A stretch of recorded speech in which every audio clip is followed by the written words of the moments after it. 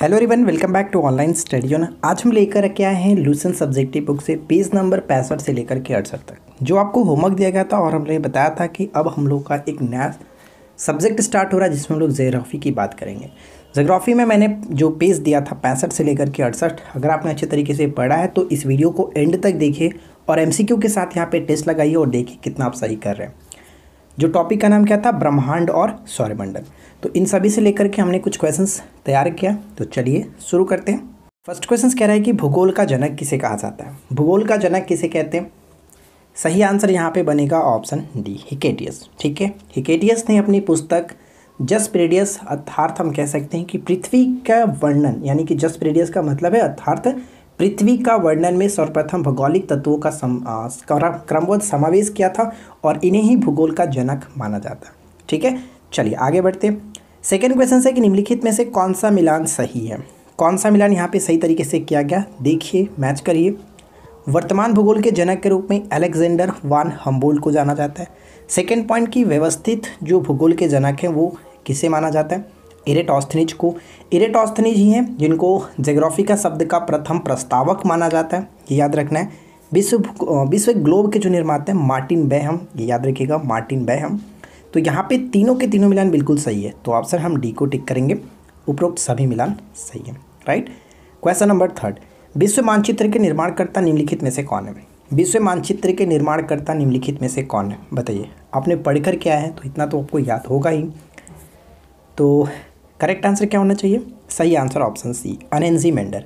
अनेंजीमेंडर विश्व मानचित्र के निर्माण करता है, जबकि विश्व ग्लोब के निर्माता कौन है? Martin Behaim. ठीक है, मार्टिन बेहम। अलेक्जेंडर वान हम्बोल्ट के बारे में मैंने आपको क्या बताया, वर्तमान भूगोल के जनक माने जाते हैं। और पॉलीडोनियम की बात करें तो पॉलीडोनियम को भौतिक भूगोल का जनक माना जाता है, भौतिक भूगोल का जनक पॉलीडोनियम। ठीक है, चलिए आगे बढ़ते हैं। नेक्स्ट क्वेश्चन क्या कह रहा है कि क्वेश्चन नंबर 4 है, भूगोल पृथ्वी की झलक को स्वर्ग में देखने वाला अभामय विज्ञान है। ये जो कथन है वो किसका है? कुछ परिभाषाएं दी गई थी, भूगोल की कुछ परिभाषाएं थी, उसके अंतर्गत अलग अलग जो विद्वान हैं उन्होंने अपना अपना प्रस्ताव रखा था। तो उसी में से एक है भूगोल पृथ्वी की झलक को स्वर्ग में देखने वाला अभामय विज्ञान है। ये जो बात कही गई थी किसके द्वारा? तो सही आंसर हो जाएगा ऑप्शन बी, क्लैडियम और टॉल्मी ने। क्लैडियम और टॉल्मी यानी ऑप्शन बी को टिक करेंगे। ठीक है फ्रेंड्स, ऑर्थर होम ने एक बात कही थी जो कि एग्जाम्स के पॉइंट ऑफ व्यू से इंपॉर्टेंट है। भूगोल में पृथ्वी के उस भाग का अध्ययन किया जाता है जो मानव के रहने के स्थान है। तो देखिए, मानव के रहने का स्थान क्या होता है? घर, यानी कि होम। होम तो आप यहाँ से याद रखेंगे ऑर्थर होम। ठीक है, तो कन्फ्यूजन्स नहीं होगा, याद रख सकते हैं।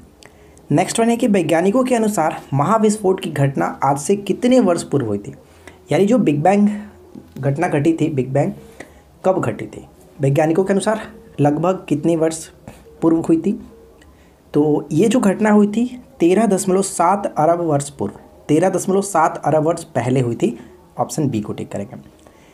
अगर फ्रेंड्स आपको ये वीडियो पसंद आए तो प्लीज़ वीडियो को लाइक करिएगा और अपने दोस्तों के साथ शेयर भी कर दीजिएगा। आज की इस वीडियो का लाइक्स का एम रखते हैं हम 300 लाइक्स का, और आशा करते हैं कि आप लोग ज्योग्राफी को पसंद करते हैं तो लाइक्स ज़रूर करेंगे और इस वीडियो को शेयर भी करेंगे।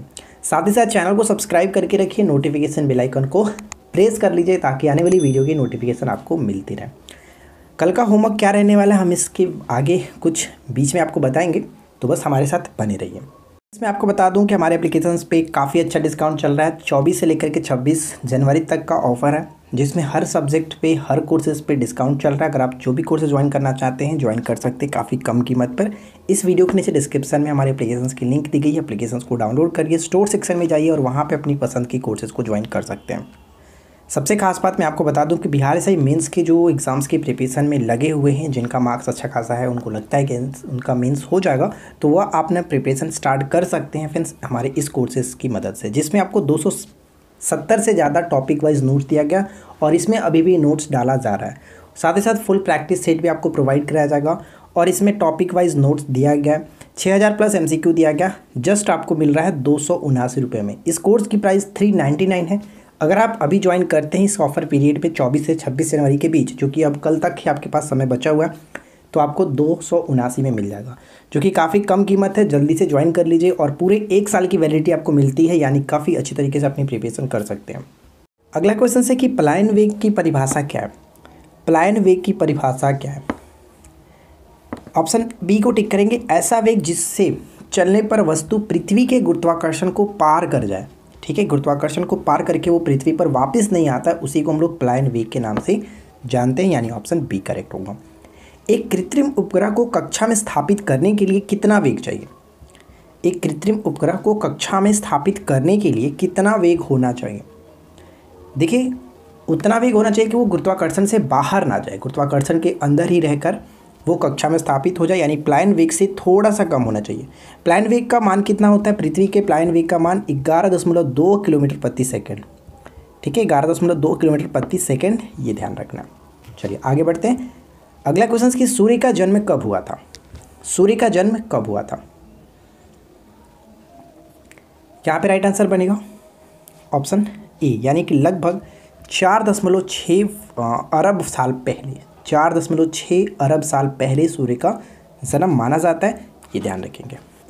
लगभग ऐसे बुक में आपको लिखा हुआ है सूर्य का उम्र जो है कि 5 बिलियन वर्ष लिखा गया। तो जो भी एग्जाम्स में क्वेश्चंस हो, जिस तरह से ऑप्शंस रहता है उसी के अकॉर्डिंग आपको सॉल्व करना है।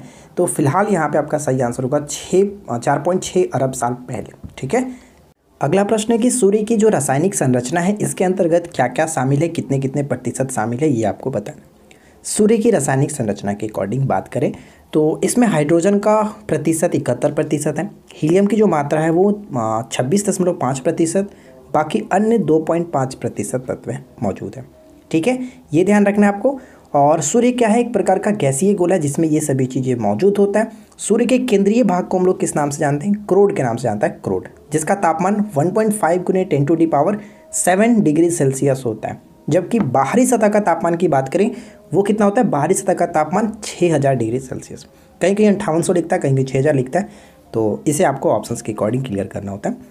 नेक्स्ट वन क्या है? भूगोल के लिए ज्योग्राफिका शब्द का प्रयोग सर्वप्रथम किसने किया था? भूगोल के लिए ज्योग्राफिका शब्द का प्रयोग सर्वप्रथम किसने किया था? इरेटोस्थनीज। ऊपर मैंने आपको बताया था स्टार्टिंग में, इरेटोस्थनीज। अगला प्रश्न है कि कार्ल ओ सावर के संबंध में कौन सा कथन असत्य है? कार्ल ओ सावर के संबंध में कौन सा कथन असत्य? पहला पॉइंट क्या कह रहा है कि इनके अनुसार यदि इतिहास कब का वैज्ञानिक अध्ययन प्रस्तुत करता है तो भूगोल कहाँ का वैज्ञानिक एवं तार्किक अध्ययन है। तो ये कथन इनके संबंध में बिल्कुल सही है, ये कथन कार्लो सावर ने ही कहा था और कार्लो सावर को सांस्कृतिक भूगोल का जनक माना जाता है, ये ध्यान रखिएगा। तो यहाँ पे कौन सा असत्य है? तो कोई भी असत्य नहीं है, D will be right answer. Option D को टिक करेंगे, ना ही एक और ना ही दो, दोनों ही कथन सत्य हैं, यानी सही आंसर ऑप्शन डी हो। रुको और जाओ नियतिवाद की विचारधारा के प्रतिपादक कौन है? रुको और जाओ नियतिवाद के विचारधारा के प्रतिपादक कौन माने जाते हैं? ग्राफिथ टेलर, ग्राफिथ टेलर, ऑप्शन डी। देखिए नेक्स्ट क्वेश्चन कह रहा है कि सुमेरु ज्योतिया दिव्य प्रकाश जिसको ऑरोरा कहा जाता है किस मंडल में दिखाई देता? ऑरोरा किस मंडल में दिखाई देता? तो ये आयन मंडल में दिखाई देता, सी को टिक करेंगे। पृथ्वी को सूर्य की कुल ऊर्जा का कितना हिस्सा प्राप्त होता है? सूर्य की कुल ऊर्जा का कितना भाग पृथ्वी को प्राप्त होता है? तो पृथ्वी को 2 अरबवा भाग प्राप्त होता है, सोच सकते हैं 2 अरबवा भाग। ठीक है, अगला प्रश्न नेक्स्ट क्वेश्चन है कि भूगोल पृथ्वी को केंद्र मानकर अध्ययन करने वाला विज्ञान है, ये बात किसने कही थी? ये कथन किसका है? केंद्र मानकर अध्ययन करने वाला विज्ञान है, ये बात कही गई थी वारेनियस के द्वारा। वारेनियस, सी विल बी राइट आंसर। अगला क्वेश्चन, गणितीय भूगोल का प्रारंभकर्ता निम्न में से कौन है? गणितीय भूगोल का प्रारंभकर्ता निम्न में से कौन माने जाते हैं? तो यहाँ पे हमारा सही आंसर बनेगा थेल्स। ठीक है, थेल्स यहाँ पे बिल्कुल सही आंसर होगा। थेल्स के साथ एक और आते हैं जैसे कि गणितीय भूगोल के संस्थापक के रूप में थेल्स और एनेक्सीमेंडर माने जाते हैं। तो फिलहाल यहाँ पे सिर्फ थेल्स दिख रहा है, तो राइट आंसर आपका थेल्स हो जाएगा। सौर ऊर्जा को पृथ्वी पर पहुँचती है उसे क्या कहते हैं? सौर ऊर्जा जो पृथ्वी पर पहुँचती है उसे हम लोग किस नाम से जानते हैं? उसे सूर्यताप कहा जाता है, सूर्यताप, सी विल बी राइट आंसर, सूर्यताप। महाविस्फोट यानी कि जो बिग बैंग की घटना हुई थी इसके संबंध में कौन सा कथन सही है? तो इनके संबंध में यहाँ पे देखिए 3 पॉइंट्स लिखा गया, तीनों पॉइंट्स को अच्छे से पढ़िए और बताइए कि क्या सही होगा। महाविस्फोट यानी बिग बैंग की जो घटना हुई थी लगभग आज से 13.7 वर्ष पहले हुई थी। ऊपर हम लोगों ने बात किया था कि वैज्ञानिकों के अनुसार क्या है, तो 13.7 अरब वर्ष पहले। ठीक है, आज से 4.5 वर्ष पूर्व सौरमंडल का विकास हुआ था, सौरमंडल का विकास हुआ। महाविस्फोट सिद्धांत यानी बिग बैंग थ्योरी किसने दिया था? एब जॉर्ज लेमेंतेयर ने दिया था। यहाँ पे तीनों के तीनों पॉइंट्स बिल्कुल सही है, ये आपको याद रखना है। ठीक है फ्रेंड्स, एक क्वेश्चन और पूछा था, जैसे दोलन सिद्धांत पहले पूछा जाता था, फिलहाल तो कहीं देखने को नहीं मिलता है, लेकिन ये क्वेश्चन आपको याद रखने कि दोलन सिद्धांत किसने दिया था? डॉक्टर एलन संडेजा, डॉक्टर एलन संडेजा ने दिया था, ये याद रखना है। तो यहाँ पे फिलहाल तीनों के तीनों पॉइंट सही है, तो ऑप्शन डी को टिक करेंगे। अगला क्वेश्चन, सूर्य की किरणें को पृथ्वी तक पहुँचने में कितना समय लगता है लगभग? तो ध्यान रखिएगा फ्रेंड्स कि सूर्य की किरणों को पृथ्वी तक पहुंचने में लगभग यहाँ पे बात करें तो 8 मिनट का समय लगता है, यानी 8 मिनट 16.6 सेकंड का समय लगता है। कहीं के 16 ना लिख करके कहीं 8 मिनट 18 सेकंड का समय लगता है, यानी कुल मिलाकर लगभग 8 मिनट आपको याद रखना है। ठीक है, आगे बढ़ते हैं। किस ग्रह को मॉर्निंग स्टार या फिर इवनिंग स्टार के नाम से जाना जाता है? मॉर्निंग स्टार या फिर इवनिंग स्टार के नाम से जाना जाता है। हमारे चैनल पर ऑलरेडी एक वीडियो सौर मंडल से रिलेटेड अपलोड किया गया, उसमें करीब 50 से ज़्यादा क्वेश्चन सौर मंडल से ही अपलोडेड है, तो अगर आपने उसको नहीं देखा है तो जा करके देख सकते हैं। ठीक है, और स्पेशली लूसेंट ऑब्जेक्टिव से कराया गया है, तो आप जा करके उस वीडियो को देख ले सकते हैं। सौर मंडल से सभी चीज़ें कवर हो जाएगी आपको एक ही वीडियो में। ठीक है, सर्च कर लीजिएगा, मिल जाएगा। तो यहाँ पे अगर हम बात करें मॉर्निंग स्टार या फिर इवनिंग स्टार के नाम से किसे जानते हैं, सही आंसर है ऑप्शन ए, शुक्र। ठीक है, शुक्र यहाँ पे करेक्ट आंसर बन जाता है। नेक्स्ट वन है कि कौन सा ग्रह सूर्य के सबसे नज़दीक है? सूर्य के सबसे नज़दीक कौन सा है? सूर्य के सबसे नज़दीक ग्रह की बात करें तो वो है बुध। बुध सबसे नज़दीक है। और सबसे एंड में कौन आता है? सबसे एंड में आता है आपका वरुण। ठीक है, वरुण आता है सबसे एंड में। चलिए आगे बढ़ते हैं। अगला क्वेश्चन कि चंद्रमा की कक्षीय अवधि क्या है? चंद्रमा की कक्षीय अवधि क्या है? सही आंसर होगा ऑप्शन ए, 27 दिन। 27 दिन बिल्कुल सही आंसर बन जाता है। सौर प्रणाली की खोज किसने की थी? सौर प्रणाली की खोज किसके द्वारा की गई थी? तो राइट आंसर यहाँ पे बनेगा option C, Copernicus. Copernicus, C will be a right answer. निम्नलिखित में से कौन सौर मंडल का भाग नहीं है? सौर मंडल का भाग निम्नलिखित में से कौन नहीं है? तो निहारिका यहाँ पे राइट आंसर बनेगा, डी को टिक करेंगे, निहारिका। ठीक है, चलिए नेक्स्ट वन देखिए। वैज्ञानिक जिन्होंने सर्वप्रथम खोज की कि पृथ्वी सूर्य के चारों ओर घूमती है, कौन थे? पृथ्वी सूर्य के चारों ओर घूमती है, सबसे पहले ये बात किसने सिद्ध किया, किसने खोज किया? तो कॉपरनिकस सही आंसर बनेगा, C will be right answer, Copernicus. सूर्य के रासायनिक मिश्रण में हाइड्रोजन का प्रतिशत कितना है? ऊपर हम लोगों ने देखा था हाइड्रोजन का जो प्रतिशत है वो 71% है, जबकि हीलियम की जो मात्रा है वो कितना है? हीलियम की मात्रा ध्यान रखना 26.5%। तो ये इंपॉर्टेंट होगा। क्षेत्रीय भूगोल का पिता निम्न में से किस भूगोलवेत्ता को कहा जाता है? क्षेत्रीय भूगोल के पिता के रूप में किसे जाना जाता है? तो ध्यान रखिए फ्रेंड्स, क्षेत्रीय भूगोल के पिता कार्ल रिटर जाने जाते हैं, ऑप्शन ए, कार्ल रिटर।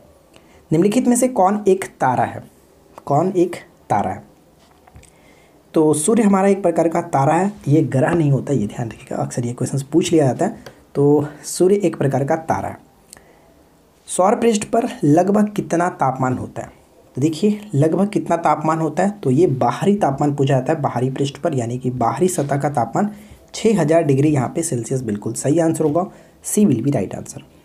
अगला क्वेश्चन कि सूर्य की सतह पर हाइड्रोजन के अलावा दूसरा कौन सा तत्व बहुआयामी में पाया जाता है?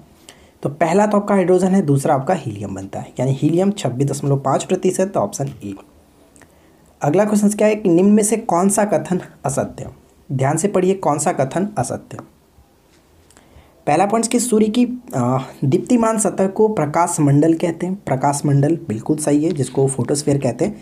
प्रकाश मंडल के किनारे जो प्रकाशमान नहीं होते हैं, क्योंकि सूर्य का जो वायुमंडल होता है प्रकाश का अवशोषण कर लेता है, जिसे हम लोग वर्णमंडल कहते हैं। वर्णमंडल कहते हैं, और यह लाल रंग का होता है, लाल रंग का होता है। सेकेंड पॉइंट कि सूर्य ग्रहण के समय सूर्य के दिखाई देने वाला जो भाग होता है उसे सूर्य किरीट कहते हैं। सूर्य किरीट कहा जाता है, जिसको कोरोना कहते हैं। ठीक है, कोरोना, ये याद रखिएगा। और ये जो किरीट होता है वो कौन सा किरण को उत्सर्जित करता है? एक्स रे को उत्सर्जित करता है, एक्स रे को उत्सर्जित करता है, ये ध्यान रखना है। सूर्य का केंद्रीय भाग क्या कहलाता है? क्रोड कहलाता है, और जिसका तापमान 1.5 यानी 1.5 गुने 10⁻7 डिग्री सेल्सियस होता है, मैंने आपको ऊपर में बताया था।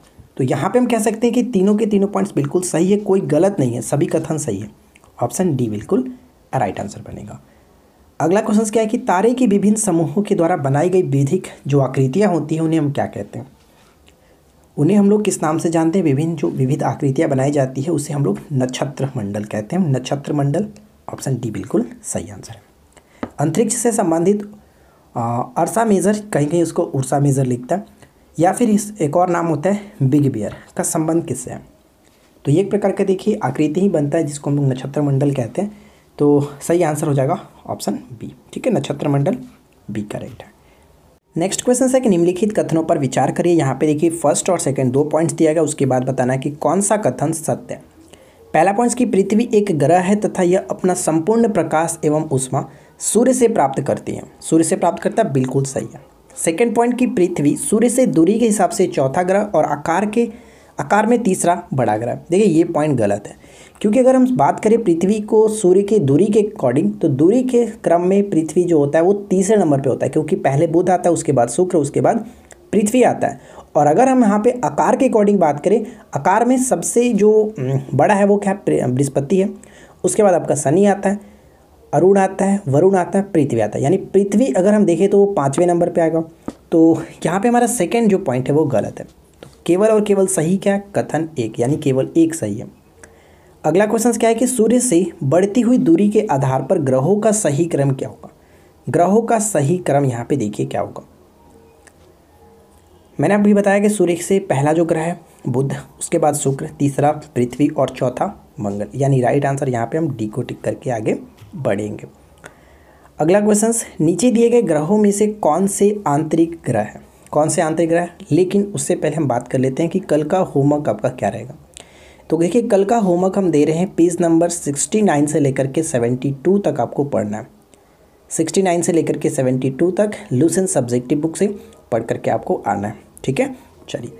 तो आंतरिक ग्रह, देखिए एक होता है आपका आंतरिक ग्रह जिसको हम लोग पार्थिव ग्रह के नाम से भी जानते हैं, और एक होता है बाह्य ग्रह जिसको बृहस्पतीय ग्रह के नाम से भी जाना जाता है।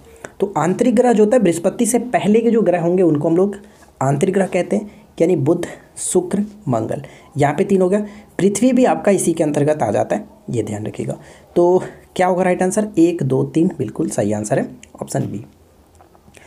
बुध ग्रह के संबंध में कौन सा कथन सत्य है? बुध ग्रह जिसको मरकरी कहते हैं, मरकरी ग्रह के संबंध में बताइए यहाँ पे कौन सा पॉइंट गलत है? पहला पॉइंट कि यह सूर्य का सबसे नज़दीक का ग्रह है, बिल्कुल सही। यह हमारे सौरमंडल का सबसे छोटा ग्रह है जिसके उपग्रहों की संख्या 2 है। क्या ये सही है?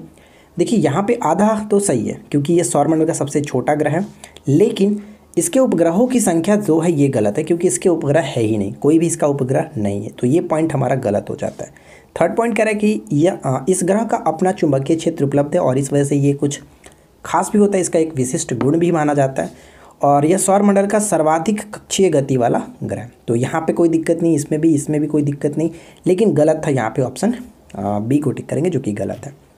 अगला पॉइंट, शुक्र ग्रह के संबंध में कौन सा कथन सही है? शुक्र ग्रह के संबंध में यह पृथ्वी का सबसे निकटतम ग्रह है, बिल्कुल सही। सौरमंडल का सबसे गर्म ग्रह है, सौरमंडल का सबसे गर्म ग्रह होता है।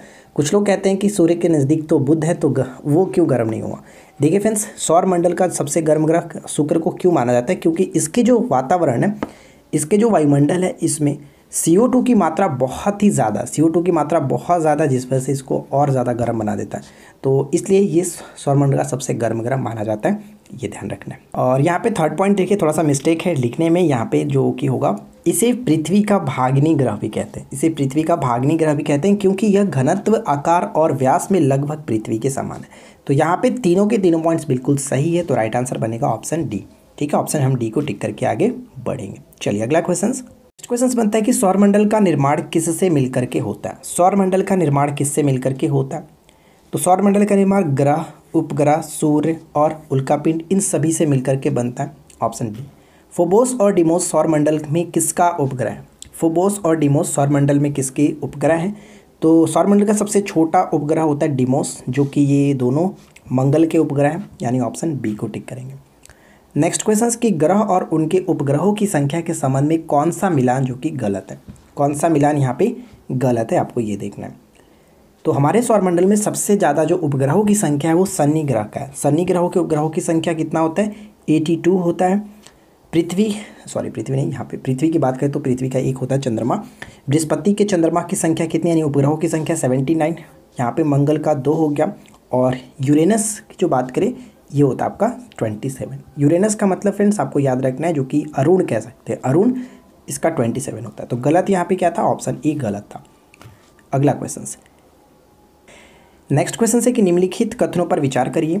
पहला पॉइंट है कि बृहस्पति, शनि और यूरेनस के चारों ओर छल्ले हैं। तो ध्यान दीजिएगा फ्रेंड्स, शनि का छल्ला हमें साफ साफ दिखाई देता है, लेकिन बृहस्पति और यूरेनस के भी छल्ले हैं, लेकिन इनको हम लोग सिंपल तरीके से नहीं देख सकते। इनके भी छल्ले हैं लेकिन थोड़ा सा कम है, लेकिन छल्ले इसके भी है। ठीक है, ये छल्ले विभिन्न पदार्थों के असंख्य छोटे छोटे पिंडों से बनी पट्टियाँ होती हैं। तो यहाँ पे दोनों के दोनों पॉइंट्स बिल्कुल सही है, तो हम ऑप्शन सी को टिक करेंगे। 1 और 2 दोनों सही है। अगला क्वेश्चन कि सौरमंडल के ग्रह जो सूर्य का चक्कर लगाते हैं उनके रास्ते किस आकार में फैले हैं? उनके रास्ते किस आकार में फैले? तो दीर्घवृत्ताकार। दीर्घवृत्ताकार अगर हम ये सन मानते हैं तो सन के चारों तरफ कुछ इस तरह से सभी जो ग्रह हैं वो रोटेट करते रहते हैं, घूमते रहते हैं इस तरह से। ठीक है, दीर्घवृत्ताकार यहाँ पे सही आंसर बनेगा। अगला क्वेश्चन कि सौरमंडल का दूसरा सबसे बड़ा ग्रह शनि के चारों ओर जो वलय है इसकी संख्या कितनी है? इसकी संख्या टोटल हो जाता है 7। ठीक है, 7 है, ऑप्शन डी। यूरेनस यानी कि अरुण के संबंध में निम्नलिखित कथनों पर विचार करें और सही कथन चुनें। यूरेनस, तो यूरेनस के संबंध में यह देखिए फ्रेंड्स, यह ग्रह तीसरा सबसे बड़ा ग्रह, बृहस्पति, शनि और उसके बाद ये आता है आपका यूरेनस। इसकी खोज 1781 में विलियम हर्शेल ने किया था। इसका सबसे बड़ा जो उपग्रह है वो टाइटेनिया है, ये भी ध्यान रखिएगा। तो यहाँ पे तीनों के तीनों पॉइंट्स बिल्कुल सही है, राइट आंसर हो जाएगा ऑप्शन डी को टिक करेंगे। उपरोक्त सभी कथन सही है। अगला क्वेश्चन कि सौरमंडल के ग्रह और उपग्रह के संबंध में कौन सा मिलान गलत है? बताइए कि कौन सा मिलान यहाँ पे गलत किया गया। शनि का जो उपग्रह है वो टाइटन, बिल्कुल सही। वरुण जिसको हम लोग नेपच्यून के नाम से जानते हैं, ट्रिटॉन, ये भी सही है। जुपिटर यानी कि बृहस्पति का एक उपग्रह होता है, यूरोपा। और सौरमंडल का सबसे जो बड़ा उपग्रह है वो है गैनीमीड। ठीक है, जुपिटर का ही है यानी बृहस्पति का ही है। और अरुण की बात करें जिसको हम लोग यूरेनस के नाम से जानते हैं, इसका उपग्रह भी जस्ट आपको बताया गया टाइटेनिया। तो चारों के चारों यहाँ पे बिल्कुल सही है, कोई भी गलत नहीं है, इसलिए हम यहाँ पे ऑप्शन ई को टिक करेंगे, उपरोक्त में से कोई नहीं। ठीक है, चलिए आगे बढ़ते हैं। अगला क्वेश्चन है कि पृथ्वी के संबंध में निम्न में से कौन सा कथन सही है? पृथ्वी के संबंध में कौन सा कथन यहाँ पे सही है? तो पृथ्वी आकार में सौरमंडल का 5वां सबसे बड़ा ग्रह। ऊपर में आपको बताया गया था कि दूरी के क्रम में ये तीसरा होता है, जबकि आकार के संबंध में 5वां है। इसका जो विषुवतीय व्यास होता है 12,756 किलोमीटर होता है, ये भी बिल्कुल सही है। जबकि इसका ध्रुवीय व्यास 12,714 किलोमीटर होता है। ये दोनों क्वेश्चंस बहुत इंपॉर्टेंट है। पृथ्वी पर ऋतु परिवर्तन इसकी अक्ष पर झुके होने के कारण होता है, ये भी बिल्कुल सही। यहाँ पे तीनों के तीनों पॉइंट सही है, तो यानी उपरोक्त सभी कथन सही है। आगे बढ़ते हैं। अपोलो के अंतरिक्ष यात्रियों द्वारा लाए गए चट्टानों से पता लगा है कि चंद्रमा भी उतना ही पुराना है जितना पृथ्वी। इसके चट्टानों में किसकी मात्रा अधिकतम? इसके चट्टानों में किसकी मात्रा अधिकतम है? तो टाइटेनियम बिल्कुल सही होगा, ऑप्शन बी टाइटेनियम। अगला क्वेश्चन, निम्नलिखित कथनों पर विचार करिए। यहाँ पे देखिए 2 पॉइंट्स लिखा गया, दोनों को पढ़िए और बताइए कि कौन सा कथन सही है। पहला पॉइंट कि पृथ्वी के वार्षिक गति के कारण ही पृथ्वी पर दिन और रात छोटा बड़ा होता है, ये भी बिल्कुल सही है। साथ साथ पृथ्वी का अपने कक्षा तल पर, यहाँ पे यार पता नहीं कुछ टाइपिंग मिस्टेक हो जाता है, कक्षा तल पर बनी लंब से कितना डिग्री झुका हुआ है? 23.5 डिग्री, यानी 23.5 डिग्री ये झुका हुआ है। ये अक्सर क्वेश्चन पूछा भी जाता है। तो यहाँ पे देखिए दोनों के दोनों पॉइंट सही है, यानी ऑप्शन हम सी को टिक करेंगे। ठीक है, अगला क्वेश्चन जो कि आज की इस वीडियो का आखिरी प्रश्न है, शांत समुद्र और तूफानों का महासागर निम्न में से कहाँ स्थित है? तो ध्यान रखिए फ्रेंड्स, इस प्रश्न का राइट आंसर क्या बनेगा? हम ऑप्शन ए को टिक करेंगे, चंद्रमा। चंद्रमा के दक्षिणी ध्रुव पर स्थित एक पर्वत है जिसका नाम क्या है? लिब्निटीज पर्वत। लिब्निटीज पर्वत, और ये चंद्रमा का उच्चतम पर्वत भी है, ये ध्यान रखिएगा। चंद्रमा को हम लोग जीवाश्म ग्रह के नाम से भी जानते हैं, ये आपको याद रखना है, जीवाश्म ग्रह के नाम से जाना जाता है। ठीक है, तो देखिए यहाँ पे हम लोगों ने 50 MCQ कवर किया। आई होप कि आप लोगों को ये वीडियो अच्छा लगा होगा। वीडियो कैसा लगा नीचे कमेंट करके बताइए, और साथ ही साथ कोई सुझाव हो तो सुझाव आप दे सकते हैं, बिल्कुल कमेंट खुला हुआ है। हम सभी कमेंट का रिप्लाई करने की पूरी कोशिश करते हैं, तो आप अपनी सवाल पूछ सकते हैं। साथ ही साथ इस वीडियो को अपने दोस्तों के साथ भी शेयर करें। और मैंने आपको जो बताया, अगर आपको पेड कोर्सेज ज्वाइन करना है तो आपके पास मौका काफ़ी अच्छा है, ज्वाइन कर सकते हैं। काफ़ी बच्चों ने ज्वाइन कर लिया है, टाइम आपके पास बहुत ही कम है, कल तक का समय बचा हुआ है, ज्वाइन कर सकते हैं काफ़ी कम कीमत पर, राइट। तो बस हम मिलते हैं नेक्स्ट वीडियो में। Thanks for watching, keep learning, have a good day.